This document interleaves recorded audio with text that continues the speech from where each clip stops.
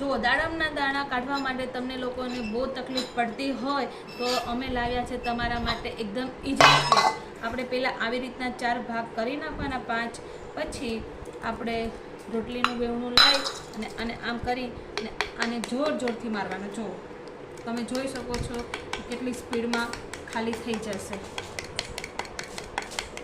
સ્પીડમાં તમારે એને જોરથી મારવાનું. કાંઈ વસ્તુ તમારું નુકસાન નહીં થશે.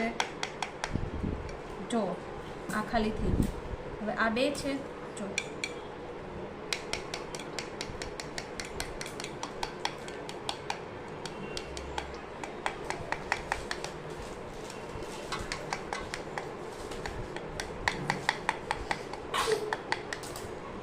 હવે તમે જોઈ શકો છો કે આ આખું ખાલી થઈ ગયું છે અને આ બહુ સરળ રીતે તમને બહુ ઇઝી પડશે. એટલે તમે આ ઘરે એક વખત જરૂર ટ્રાય કરજો.